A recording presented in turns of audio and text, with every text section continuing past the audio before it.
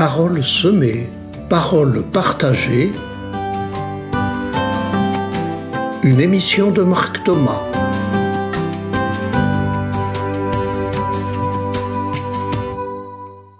Bonjour chers amis auditrices et auditeurs. Aujourd'hui, le titre de mon émission: Où pouvons-nous rencontrer Dieu ? Ces jours-ci, le 4 octobre, nous célébrons la fête de François d'Assise et je souhaite que nous nous laissions guider par François d'Assise pour répondre à la question que j'ai posée dans le titre de cette émission. Où pouvons-nous rencontrer Dieu ? Donc d'abord rencontrer Dieu à la manière de François d'Assise. Au début du XIIIe siècle, l'Église est puissante et s'appuie sur les pouvoirs féodaux en place et sur les riches commerçants d'Europe qui commencent à sillonner le monde. C'est aussi l'époque des croisades où l'Église veut exterminer les musulmans de l'époque. François Bernadone, fils d'un riche drapier d'Assise, rend ses vêtements de riche à son père devant l'évêque d'Assise et part rejoindre les petits, les pauvres, les esclaves de l'époque, car il a entendu au fond de lui l'appel à reconstruire l'Église qui tombe en ruine. Contraste saisissant entre cette Église puissante et la petite chapelle Saint-Damien à reconstruire. Dans ce contraste, François va comprendre qu'il s'agit non seulement de reconstruire une chapelle, mais de restaurer une Église qui a délaissé l'Évangile pour chercher la puissance guerrière et financière. François fait un choix radical. Il quitte ce monde de puissance pour rejoindre l'humanité déchirée et souffrante. Il renouvelle dans sa chair l'incarnation de Dieu venu en Jésus pour chercher et sauver ce qui était perdu, comme dit l'Évangile. Ce choix radical de vivre au cœur d'une humanité en détresse conduit François à vivre la radicalité de l'Évangile en privilégiant trois grands axes: la simplicité, la pauvreté, la fraternité. À la fin de sa vie, malade et presque aveugle, François dicte le Cantique des créatures. Dans un monde souvent hostile et dominé par les pouvoirs dominants et par l'argent, déjà à cette époque, dans la maladie qui le cloue au sol et le rend aveugle, il trouve pourtant toujours Dieu dans la beauté de la création. Je nous invite tous à rejoindre sa louange, si incarnée au cœur du monde. Je vous fais remarquer que François ne loue pas Dieu en parlant de Dieu. Il loue Dieu en parlant du soleil, de la lune, de l'eau, du feu, du vent et de la terre, de tout ce qui rend l'homme vivant dans notre monde d'aujourd'hui. Où rencontrer Dieu ? Ce cantique des créatures ne nous élève pas au ciel. François d'Assise ne contemple pas Dieu au ciel, il le contemple dans toutes les réalités terrestres. Il contemple un Dieu incarné dans notre terre et notre terreau humain. Contempler Dieu dans la matière du monde, dans les relations entre les hommes, c'est là seulement que Dieu peut être loué.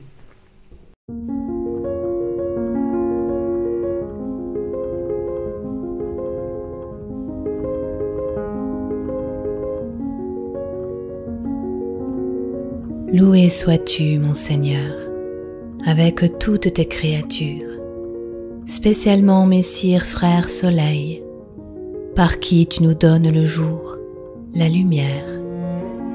Il est beau, rayonnant d'une grande splendeur, et de toi, le Très-Haut, il nous offre le symbole. Loué sois-tu, mon Seigneur, pour sœur lune et les étoiles. Dans le ciel tu les as formées, claires, précieuses et belles. Loué sois-tu, mon Seigneur, pour frère vent, et pour l'air, et pour les nuages, pour l'azur calme et tous les temps. Grâce à eux, tu maintiens en vie toutes les créatures. Loué sois-tu, mon Seigneur, pour Sœur Eau, qui est très utile et très humble, précieuse et chaste. Loué sois-tu, mon Seigneur, pour Frère Feu, par qui tu éclaires la nuit. Il est beau et joyeux, indomptable et fort. Loué sois-tu, mon Seigneur, pour Sœur notre Mère la Terre, qui nous porte et nous nourrit, qui produit la diversité des fruits, avec les fleurs diaprées et les herbes. Loué sois-tu, mon Seigneur, pour ceux qui pardonnent par amour pour toi, qui supportent tes épreuves et maladies. Heureux s'ils conservent la paix, car par toi, le Très-Haut, ils seront couronnés. Loué sois-tu, mon Seigneur, pour notre sœur la mort corporelle, à qui nul homme vivant ne peut échapper. Ce cantique des créatures nous invite donc à rencontrer Dieu au cœur de nos vies. Pourtant, nous croyons souvent qu'il faut aller à l'église pour rencontrer Dieu. Alors, pourquoi vas-tu à l'église? Pour vivre ta vie chrétienne? Es-tu sûr que l'église est le lieu privilégié pour cela? Tu viens à l'église pour te nourrir de la parole et du pain, comme on fait une pause repas au milieu d'une journée de travail. Tu viens à l'église pour retrouver des frères et des sœurs et vivre la communion fraternelle, comme on retrouve sa famille ou ses amis en pique-nique, au resto ou pour une fête. Tu viens à l'église pour écouter et accueillir une parole qui te nourrit, comme tu écoutes les paroles de tes proches ou les points de vue différents. Tu viens à l'église pour te poser, pour prier et contempler, comme tu fais une sieste ou une bonne nuit pour être en forme. Mais tu ne passes pas ta vie à manger, à faire la fête et à dormir. Tu fais tout cela pour avoir l'énergie de vivre au cœur du monde, de travailler, de créer. De même, tu ne vis pas l'essentiel de ta vie chrétienne à l'église. Tu y viens seulement pour nourrir ton énergie de vivre l'Évangile en famille, au travail, dans la société, et pour rendre grâce des merveilles que Dieu accomplit dans le monde par l'intermédiaire des hommes.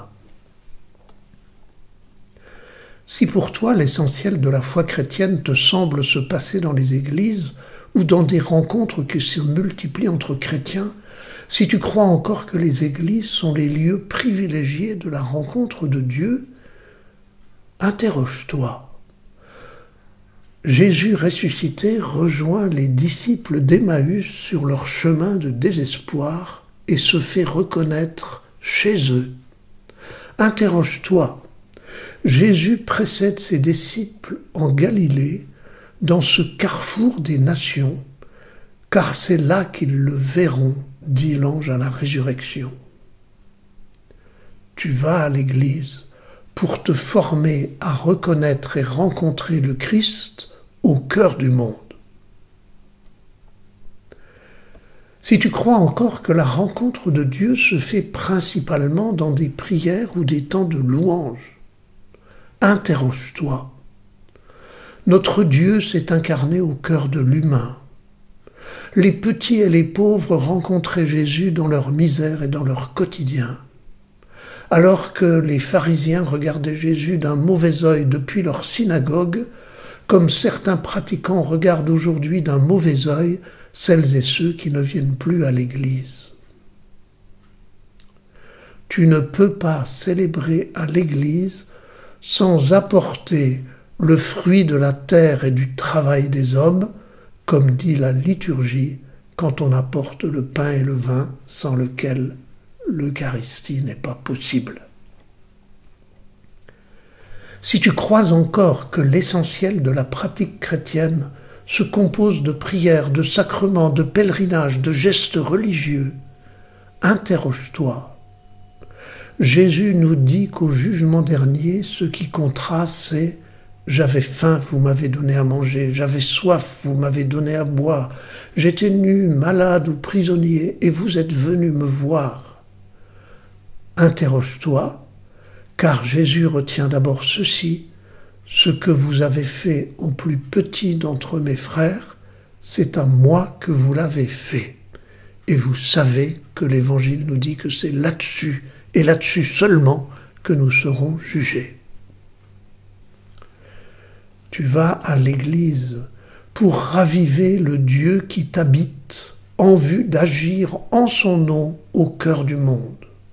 Tu vas à l'Église pour exprimer ta gratitude ou rendre grâce du salut de Dieu incarné et actualisé par les hommes aujourd'hui. On te demande parfois si tu es pratiquant, et tu penses que la réponse est oui si tu vas à la messe tous les dimanches. Ce que l'Évangile te demande, c'est d'être pratiquant de l'amour au quotidien. Si tu pratiques l'amour dans ta vie familiale, amicale, professionnelle, si tu contribues à construire une société plus fraternelle, alors tu peux célébrer en vérité à l'Église la communion au Christ et la communion fraternelle.